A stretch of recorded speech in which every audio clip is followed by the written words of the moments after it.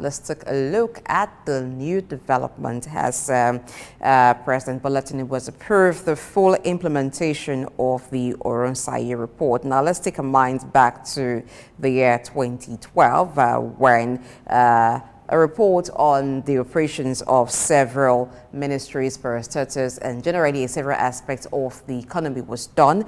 And in 2012, some recommendations were made, and that was under the government of former President Goodluck Jonathan.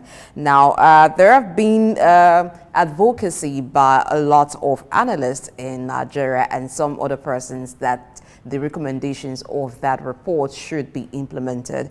And for those who were on the list of advocates for that, I guess for them now is like finally someone is listening to us. So the president has approved the full implementation of the recommendations of that report. Now, to talk about this, we would be having Orji Edemezue, who is an associate author, Chartered Institute of Bankers. Is also an associate member of the Chartered Institute of Personnel Management, and he's on the show this morning. Is here with us in flesh and in blood. Good morning. Welcome to Early Exchange. Okay. Morning, Blessing. Thank you for inviting me, and Femi, thanks. You guys are doing a great job here, and I'm glad to be with you. Right. Okay, like I said, the Oronsaye Report was done in 2012, commissioned under the former president, Goodluck Jonathan. Now, it proposed a streamlining of Nigeria's federal government to reduce cost and improve efficiency. Now, there were several recommendations that were done. Some of them had to do with the merging of some agencies and even the scrapping of some. Scrapping, amending, converting some to departments of government, and all of that. It has become very imperative and very compulsory, by the way. So, well, we thank God that the president has taken the bold step to, get this done. He's been waiting, for us to do in the past decade or more than that. And we can't afford to not do it at this point. Nigeria, at this point, some people don't understand the data and the figures we're looking at. We're still calling, proposing a budget of 25 trillion and all of that. But Nigeria has not raised more than 10 trillion ever in our whole life. And this year, the actual estimate I'm making is around 7 to 8 trillion naira as revenue. And we plan to spend 25 trillion. That's impossible. So we're going to be running a very huge deficit budget in the next few years. Meanwhile, the debt we're owing already, is more than stifling the country. Currently, our debt service to revenue ratio is almost 90%. Meaning that if Nigeria earns 100 naira today, we spend 90 naira trying to service our debt. Do you understand that? As an employee of a company, you earn 100 naira in a month. And when you get that 100 naira in a month, you have to pay 90 naira to those you are owing in servicing the debt, not even paying the debt totally. And that's not being alive. So right now, Nigeria cannot afford to do anything less than trying to cut down the cost of government. So it is compulsory, and much, much more than that, report needs to happen for us to begin to see some progress in this economy. All right, so, that's the first step. I even think that they have to look at that report and recommend more scrapping and merging of entities that are doing almost similar, a kind of job. So it's imperative. That's the first step. Apart from doing that, even the ones that we now, establish and, that emerge afterwards, we have to be careful how they are managed, how they are, populated and so on, and to ensure efficiency, in the system. Because the current expenditure is killing this country. Every time we propose, we do 70% recurrent, 30% capital expenditure. But at the end of the day, nobody looks at the final spend at the end of the year. You find that we are doing nearly 85 to 90%, recurrent expenditure. And even most of all of that, including the recurrent and capital, we have to borrow to do them. Because the revenue we get, like I said earlier, we spend nearly everything in servicing our debt. So we have to keep borrowing. Without borrowing, this country cannot survive. And that's why we even had to, in some, in recent years, be doing careless ways and means, which the Senate is currently investigating. Which is something you have to do. It's a constitutional requirement for the limit you can do ways and means in a year. But we saw a government, in the past 8 years, using ways and means to solve all problems. raising short-term instruments to finance short-term expenditure and so on. And all of that is hurting this country at this point in time. To add to it, we have more like frittered away all our foreign exchange earnings in trying to defend the naira, and therefore at this point when we need this reserve, to now properly defend the naira, we can't find the inflow. Central bank remains the only source of foreign exchange at this point, and these are all the issues we created over the years by carrying heavy costs of governance. So this decision by the president is a very welcome development, and I hope they will pull it through to the last. In fact, even do much more than that report has recommended. Wait, before we quickly go ahead, this administration that is approving the implementation of the report, that's one of the recommendations is for scrapping and merging of ministries. But this administration has also created new ministries. What do you make of that? Well, that's more like a paradox. How would I put it? We are saying that Nigeria needs to be run properly. So if there are needs to create any agency to do any particular assignment that will help this country, there's no problem about that. But the point is, why will you create a new ministry or a new agency or process of government when somebody somewhere had been created to do similar kind of work? So duplicating or multiplying duties is where the problem is.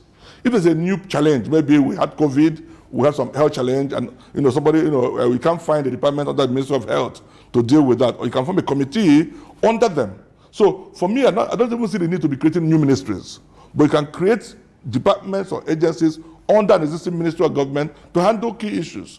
Nigeria is old enough as a democracy to not say we can find ministries in government where we can deal with issues. The problem with all of these things is political patronage, trying to favor or find a position for people who have helped you get to where you are. And that's why you have aid to an officer of government, the aid to the aid of the officer of government, senior assistant, all kinds of things.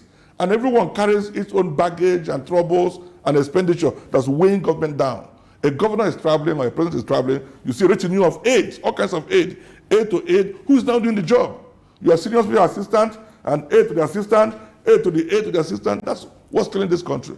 We are wasteful at this point, and until we deal with this, Nigeria cannot move forward. I'm sorry to sound negative, but if we don't deal with the way we spend money in this country, we behave as if everything is okay, government carries on as if everything is okay, we will not get any better. The problem we're having is even just the beginning. So we need a government that will come down our high horse, initiate some kind of austere measures that will make us spend less, and even what we spend, make sure we get value for it. For example, a contract is awarded to buy a computer, and you're buying the computer for 100 million. One computer, they will tell you, even if you want to install Word, app or whatever in it, it can't cost that. But that will see in every level of government in this country. An item that you can get for 1 million, somebody budgets 100 million for it, and it's approved by either the House of Rep at national level or House of Assembly at the state level. Well, which country can survive that way? So the waste is so much. So much corruption is killing this country, and we need a government that would be upright and righteous in the way we deal with issues, and not try to patronize people. Oh, this is the one who helped me win this state. This is the one who helped me, corruptly gain this vote, and therefore whatever he wanted, we'll give it to him. That's killing this country, and we need to deal with that. Sorry, before Femi takes you on now, that example of 1 million for 100 million was just an example, right? So do we have actual cases where that's happened?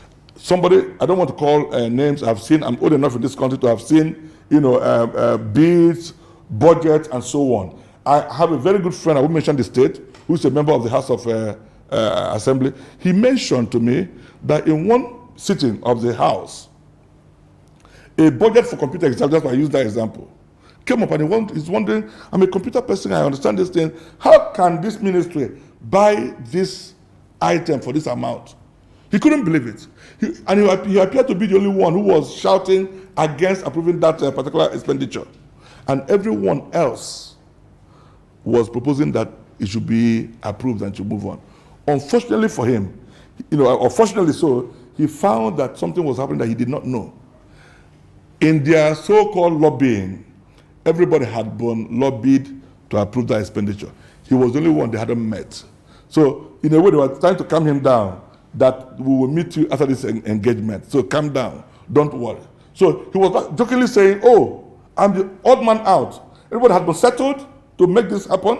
And the only one has been, so much of that is going on in the whole 36 states in this country. I can assure you of that. In the federal government level, the same thing. So when it comes to fiscal responsibility, one of the key issues there is not how much you spend, but what value do you get for your spend? Beyond the spread of capital expenditure and even other key developmental expenditure, beyond that spread and the quantity or the quantum of fund, the important thing is what value do you get? Do you award a contract for 1 million naira and 700,000 goes into consultancy and all of those under the table things, while the remaining 300,000 merely go into the contract itself? That's a major issue we have in this country, and that's why we need a righteous, non-corrupt leader in this country. I don't want to comment about what happened in our last election and my concern about whether that process has produced that righteous, prudent, and non-corrupt leader that we need in this country. All right. Let's dig deeper now by going back to history. This report was submitted in 2012. The former president, Goodluck Jonathan, had the intention of restructuring, and that was why he considered this committee. But unfortunately, he couldn't implement the report. Because he had hoped that he would win the election and then stay some more 4 years and be able to carry through these things. That man, even though we saw him as weak when he was our president, but I think he carried on some good legacies of dear President Obasanjo. But this would have been his greatest legacy. He would have gone, but he couldn't leave. He couldn't live in presidency. Why did you think that happened? And looking at successive government, what are the lessons here for Nigeria? It's been 12 years. For me, the key lesson is that this country must carry on, with the rightful intention to make this country work. We should stop interpreting policies from the eyeglass of Yoruba, Igbo, Hausa, Efik, Ibibio, Ijo, and all of that. Some policy of government that will make Nigeria work better will come up. Somebody will think that this is a policy that's going to kill position for my people. I don't want to call names. Oh, this one will remove milk from the mouth of Igbos, or the mouth of Yorubas, or Hausas, or Fulani, and all of that. That's what killed this report. Some people felt that merging this ministry will remove in this country, people stay in their houses, mother, children, and so on, and they earn salaries because the husband or their fathers are working in one ministry, and all their names are pushed in, and this country is paying salaries to people who are not anywhere to be seen. And when the IPPIS system came up, people were fighting it. Oh, we will not join because we have to do biometry and all of that, and then make sure we capture you. And this country is paying salary to many dead people, many non-existent people, many people that you don't see anywhere. And it's still going on up to this point. Who will clean this audience table? Who will clean up this mess in this country? We are dying because we are not prudent. We are wasteful. In all of economics, it's all about achieving efficiency. Efficient allocation of scarce resources. And the difference between a poor and rich nation, you don't have to go and do fasting and prayer or call God, disturbing God up and down. Oh, pray for Nigeria, pray for Africa. The big difference between a prosperous nation and a very poor one is management of your resources. Simple. Basic economics. When many countries don't even have as much, 1/10 as much as we have in Africa.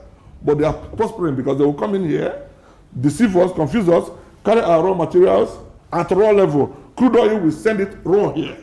We can't refine our oil.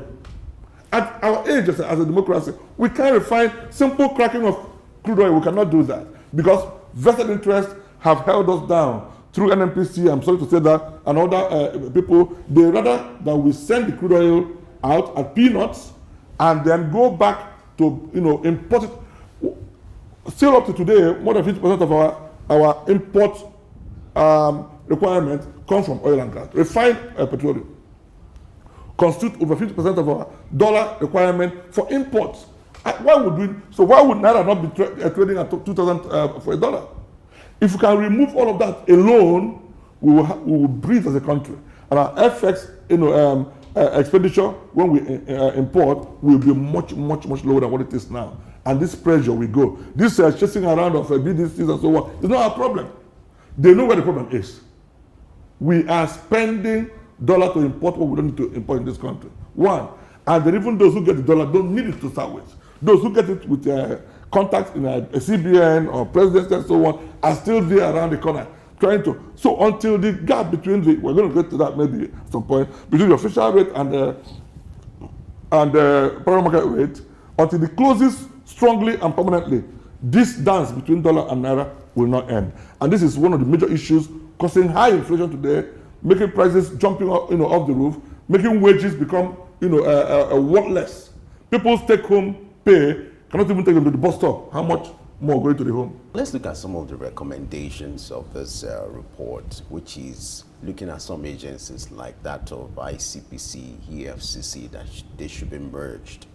Now, let's look at the implication of this. If this is going to happen, even though the minister has given the assurance that it will lead to loss of jobs and all that, but how realistic is this? By the time you merge these ministries, wouldn't there be clash of responsibilities? Yeah, if it is well done, there will be a minimal conflict. But then, would there be conflict? Yes, there would be. Would there be loss of job? In reality, there should be. That's the whole essence of it, to cut down, unnecessary recurrent expenditure, salaries, allowances, and so on. But even as they plan to execute it, I also advise that they must do it with caution.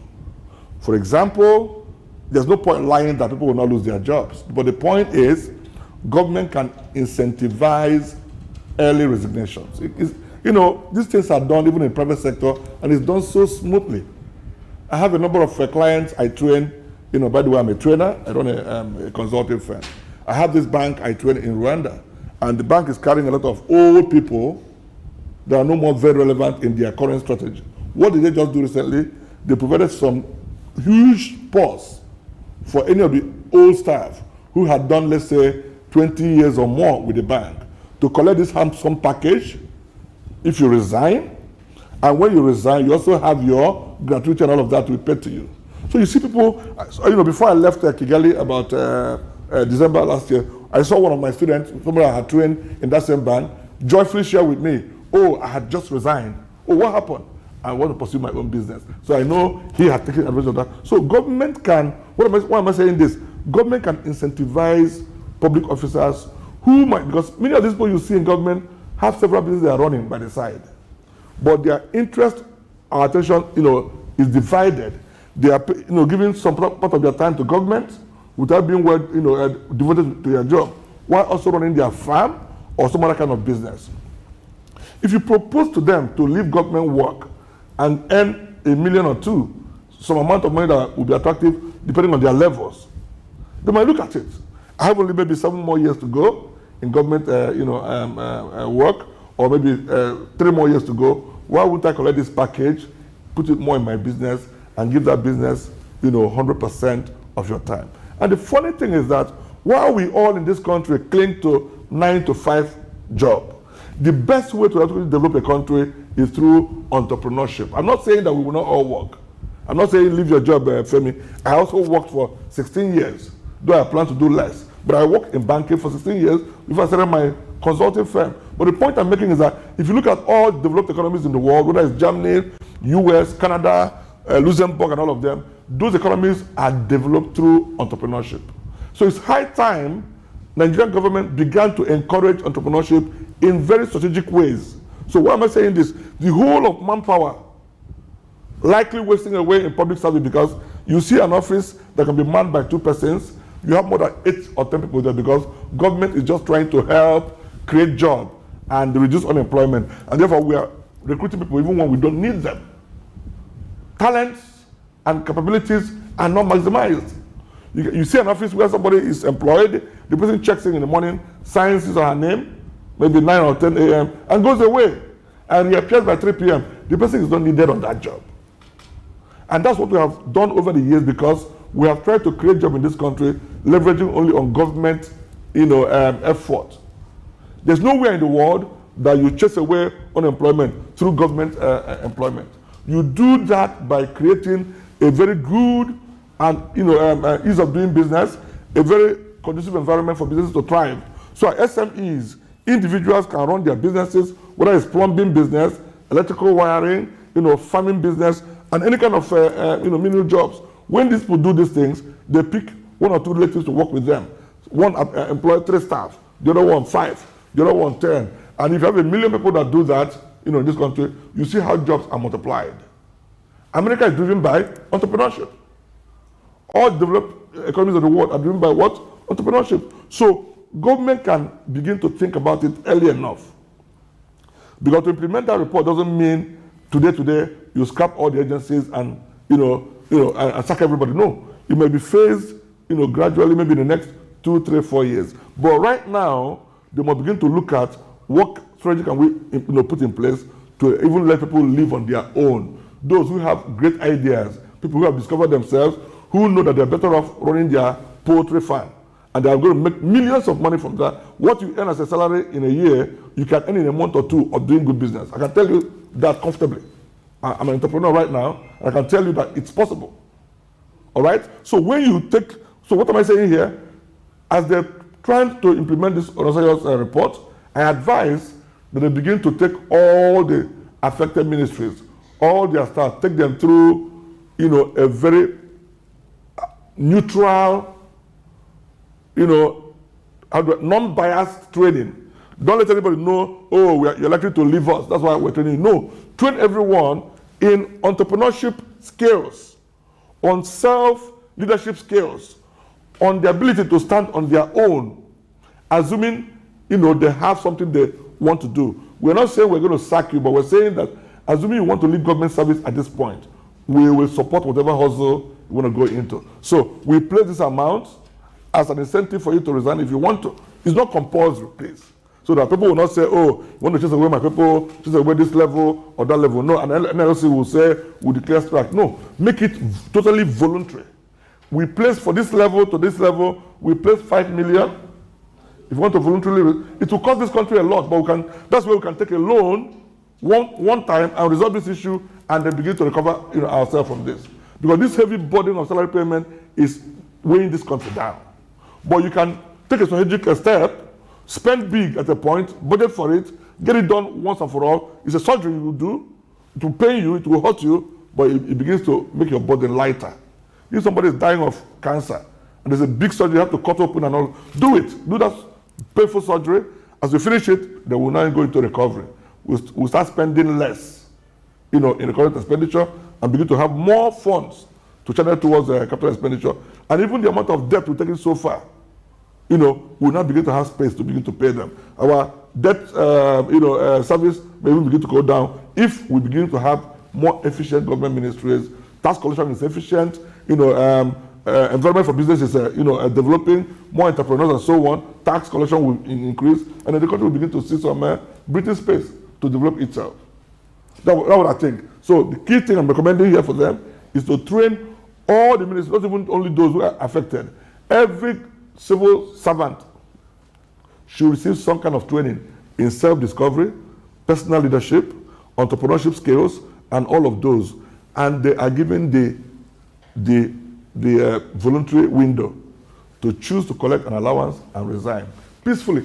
No strike, anything, no industrial action. It is voluntary. No. And as people take this step and resign, then the remaining ones, you begin to now check where do we have space to reassign them. That way, there won't be a loss of job in terms of frustrating people and so on. There won't be a fight or long-drawn war with NLC or TUC or any of those bodies.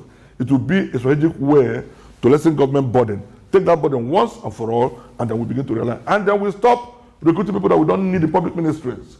And how can we achieve that? By engaging more in capacity building at every level of governance, at the state level and so on. And of course, making states run like enterprises, not a case where every month all the states run to Abuja to go and collect the largesse and go back. How do we make our state begin to get more efficient? I'm sure somehow we'll get to that point where we talk about fiscal responsibility and so on. Getting our states to run like enterprises and not just collecting handouts in Abuja. Because we can't continue to live like that way. If we run like enterprises, every state would fight to generate their own revenue, will fight to export whatever the best they can. It's not only oil we have in this country. We have solid minerals here and there. We have agricultural products. We have all kinds of things. We have herbs. We have vegetables in different states. So if every state will focus on how to harness their own resources, how to attract investment in post-harvest technology, in manufacturing and processing, and we can see export happening here and there. And we do constant export training. Government can partner with banks and other export agencies to train people on how to export, so we can see more inflow of, these are the medium to long-term solutions to this our Naira-dollar crisis. We can't keep depending on only oil revenue to solve this problem. In terms of efficiency, do you think that will be achieved for a lot of ministries, like maybe some health ministries that have been running separately? You have the NACA, for instance, the national agency, the one in charge of AIDS, HIV and AIDS, that was also recommended to be abolished. And you have several other agencies like that that were recommended to be abolished. So let's look at this way.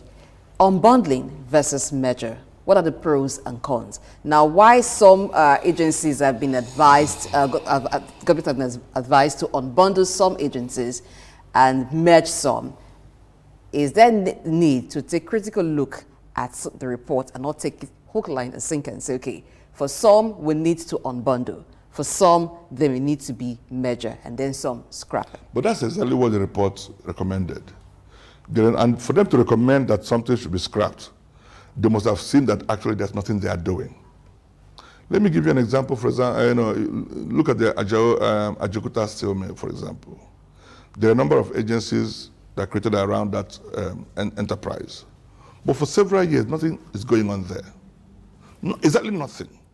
There's no production going on, no sales going on, no revenue coming from there, and yet we are spending huge sums of money paying salaries of different agencies of government personnel who are meant to be overseeing that business. There are several other government agencies and businesses, whether it's about dams or agri-enterprises and so on, that are just lying fallow. Nothing is going on. Their business is shut down. And yet people wake up every morning, they say they go to, even NNPC, if I may say. Our refineries are also good examples. A refinery is there for 4 years, no single production is going on. No refining is going on. But billions of naira, is being spent on paying salaries. People who wake up, go and sit in the office, doing one bureaucracy, nothing going on. That's how low this country has got over the years. So I think that the committee set up by the president, if they do their work very well, they will know what to do with different agencies, whether to scrap completely, or to unbundle completely, or to merge. Where an agency is relevant, and the other agencies doing similar things like they are doing, they can merge them and then find out who can fit in anywhere. And like I said earlier, you may not be able to carry everyone along at the same time. There's no advantage or no gain government will make in this project if they say have to carry everyone along. There must be a time people have to leave, but the way they leave is going to be an issue. How do you make them leave? Can you incentivize their leaving? So the benefit of this exercise can be, well maximized. So whether it is merging or scrapping or unbundling or, restructuring, something must be done. Where you have over 600 agencies, where you don't need more than 300, that's weighing this country down. So I know that report is more than 12 years, about 12 years old. So I believe that the implementers will not take it hook, line, and sinker. There must be, we're human beings, we're meant to think and review. So I'm sure they will sit down again, review between then and now what has changed in this area, in the health ministry, maybe in oil and gas ecosystem, or maybe in tourism, Ministry of Works, and all of those ministries. They will look at each of them and say, what can we do? The whole idea is to scale down the cost of governance and reduce the redundancies and inefficiencies that you find around government ministries, departments, and agencies. That's the whole idea. At the end of the exercise, Nigeria must gain trillions, not just hundreds of billions, gain trillions in savings from the exercise. And like I said, to avoid moving people more into hunger, increasing the level of unemployment in the country, we can move people from those government ministries into their own entrepreneurial endeavors. Like I said, by training them and giving them some incentive to resign honorably and move on with full energy and their full chest into their own private enterprises. Do you think government will have the resources to incentivize people into entrepreneurship? It can be done if you want to do a reform that can take you forward as a country. That's the point you can approach World Bank or any of such multilateral agencies to discuss a useful lending that can, free you up in the future. Not the kind of lending that we see today. You go and borrow 1 billion to do palliative. Who are you giving the palliative? Who is in that list? Political settlement. So such wasteful borrowings, we don't need them. This is more strategic. Instead of borrowing to share to politicians and their families and friends, say you are giving palliative to 500 Nigerians, how many million Nigerians? How many of us, in this place have got that such money, or no relatives that have got that such money? Which list do they use? Which data? So such wasteful borrowing in the past should stop. And for the first time, you now want to cut down the size of government. That's when you can now say, okay, we need this amount to settle people who are moving from government to the private enterprise. You take that loan once and for all, resolve this issue, and then move as a lighter government. And we must do this sincerely, so that when we finish it, we will see the result in the lightness of government recurrent expenditure. If it does not improve in billions or trillions over the years, no gain must have been made. So whatever you spend in trying to settle those whom you have incentivized their living, you must gain it in the amount to spend. The less amount to spend year on year on recurrent expenditure, you must gain it also in the way you see improved efficiency, and then those who are left in the ministries must be given targets and mandates, what they must achieve. They must run their business like enterprises where you give result of what you are meant to achieve on weekly or monthly basis. So we need to begin to appoint people, in those agencies or ministries, who are competent, not based on political affiliations. When we begin to, focus on merit to appoint leaders of these ministries, we begin to see results. So it's not just to cut down, we have to look at a whole lot of issues around efficiency, right people, right capability, right training, right, and right assignments, and so on. All right. The committee in charge of the implementation, or to work out the implementation template, has been given 12 weeks. That's about 3 months. Do you think this time frame is enough to work out the modalities? It's more than enough. Then another thing, do you foresee any form of resistance on the part of ministries, agencies that will be involved? I'll give you a good example. If we were to merge ICPC with EFCC, the question of who becomes the chairman of that agency could be controversial. What do you think? Okay, I think it's all about management, how the process is managed. We have a commander-in-chief of the Federal Republic of Nigeria. We have ministers of government. We have other levels of authorities in executing this mandate. If a leader is upright and righteous and impartial in the way they appoint people, in the way they elevate people, in the way they give assignments, then quarrels and conflicts will be minimized. However, in any institution, whether private or public, there will always be conflict. Conflicts are normal in human dynamics and relationships. So, but to minimize conflict, you must assign people to their areas of competence. You must give people roles that are qualified to manage. And we must begin to, even though we try to satisfy the federal character thing, but you must do that correctly. As much as you want every part of the country to feel included, you must also look at the competence. Let every state give us their best people, personnel, not those who belong to APC or PDP or Labour Party or other parties. Party loyalty might play some part. That's the reality of life. But if you combine that with, even in parties, there are also competent people. So find them. So recruitment is going to be a big issue here. Not just fresh people, but recruiting within the agencies the right person to the right position. If you do that, and you do that impartially, complaints will still be there, but won't be as much. And as you see results coming out, you can justify what you've done, knowing that people will see results coming out from, the action you've taken. So there will be conflicts here and there, no doubt. But like I said, the most crucial conflict I see is the fear of people losing their jobs.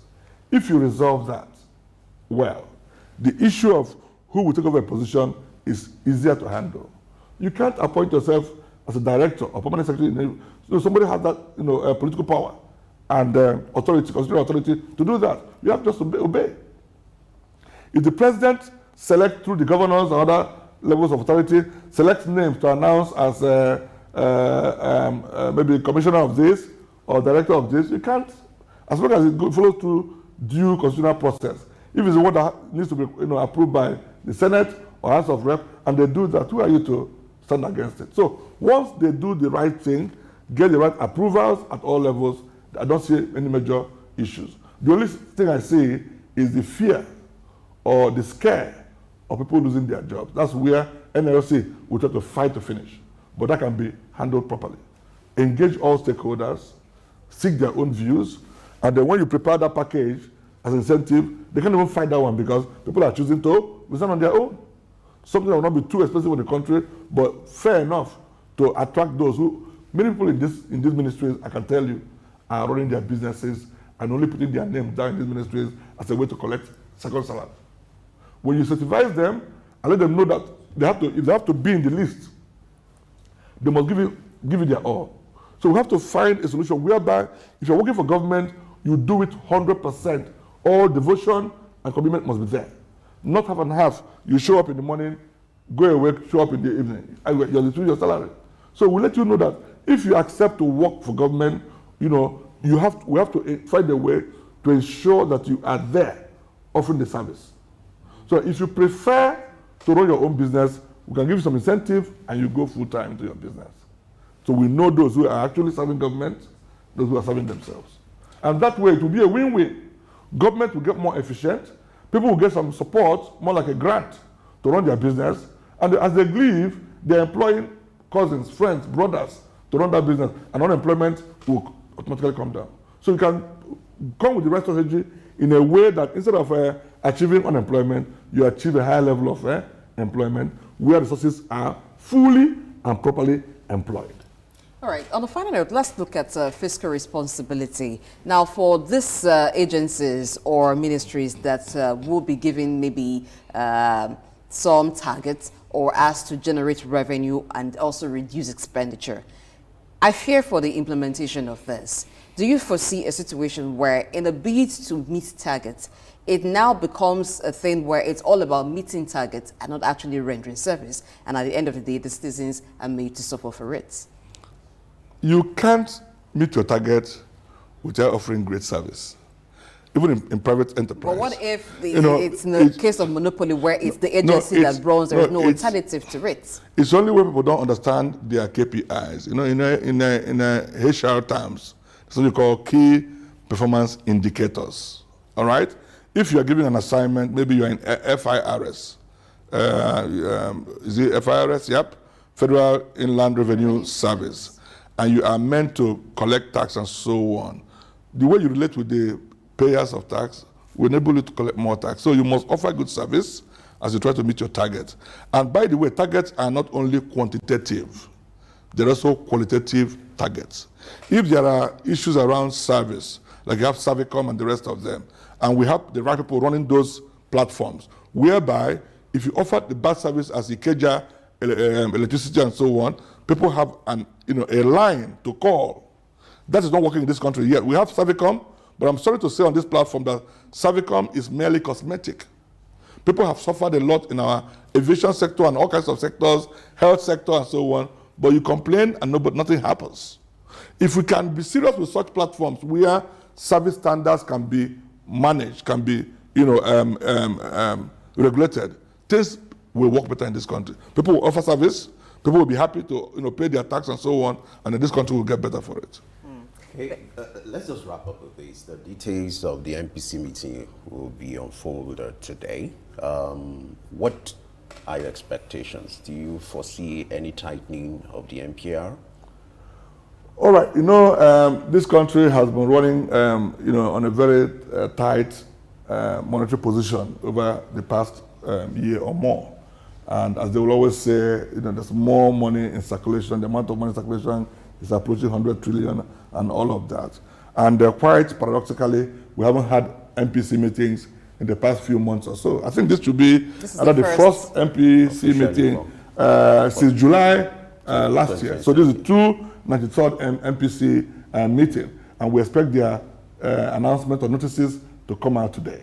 So Nigeria is still grappling with a very high level of inflation. In fact, I think inflation officially is around 30% today.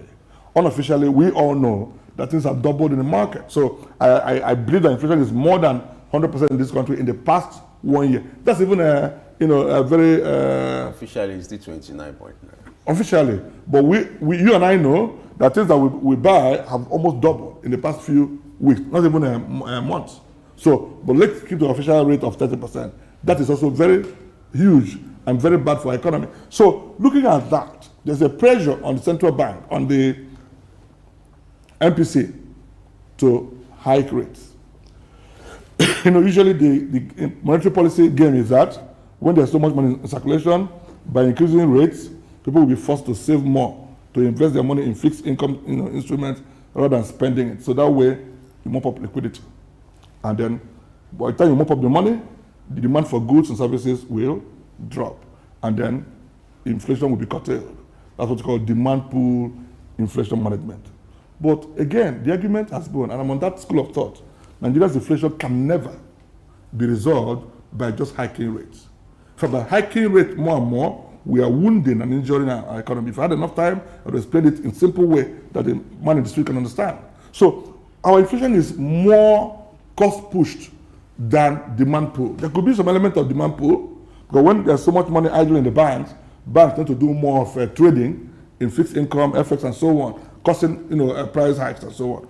But our inflation in Nigeria, in fact, almost all of Africa, is cost push, mainly because we import almost everything that we use in this country. People still import distilled water and all kinds of simple things that we can produce on our own.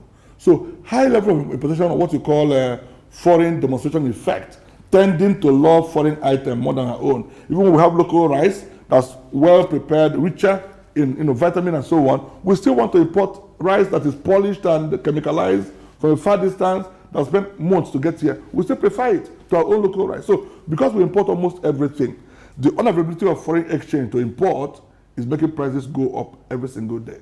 Since the dollar-naira exchange has been dancing polongo in the market, you find that every other thing you buy, you can price something right now, go back the next day, they tell you it has doubled in price. You have to accept it. So that's a major part of our inflation. How do we deal with that? We have to remove a lot of things from our import list, including refined petroleum products. That alone, that single stroke, if it's done, can solve this problem. So it's not by hiking rates. So I expect that MPC will be under pressure to hike rates. I think they left MPR at 18.75 in the last MPC meeting. I expect that they will move it to 19.5 maybe. That's by some 75 basis points increase to maybe just to see how to close the gap between inflation and the benchmark rate in the economy. Because right now, Nigeria is a place no investor portfolio particularly may not want to go to. Because inflation devalues your money at 30% every year. While the benchmark interest rate, which is 18.75, sorry, which may now be moved to 19 point something, I suspect, this is my own thinking, to close the gap a bit between inflation and our official rate in the country. That's as much they can do. Any attempt to move CRR further from 2.5 any higher is killing the economy. Any attempt to move liquidity ratio, minimum liquidity ratio will also injure the economy. So they can only tinker with MPR right now, not with CRR or MLR. They have recently done something with the net open position of the banks to avoid keeping too much cash, particularly dollar cash in their position. Sell it off to provide liquidity in the market. That's already operating. So what I expect today is that they may not change any rate, or they may change MPR up a bit. That's the best they can do. Any attempt to further move CRR will mean that manufacturers and local producers will continue to borrow at much higher rate. Lending rate today in the market is more than 30%, and that's killing to entrepreneurs and producers, and that's not good for economy at this point. Thank you so much, Orji Chigozie Edemezue for being our guest today. And he is the managing consultant and also the CEO of Flame Academy and Consulting Limited. You know, when a man does his job and he knows he does his job very well, he's quick to point you to it and say, this is what I do. You must find, you must make sure that you bring that to light, because he's very good at what he does. And from all he's been saying today, you know very well that he is sure of what he says. And we do hope that the outcome of the MPC meeting is one that will be favorable to the economy. That's the hope. But of course, we'll be very sure at the end of the day, and we'll bring you updates on that tomorrow. Thank you for being here. My pleasure. Thanks for inviting me. Early exchange, shaping policy, advancing development.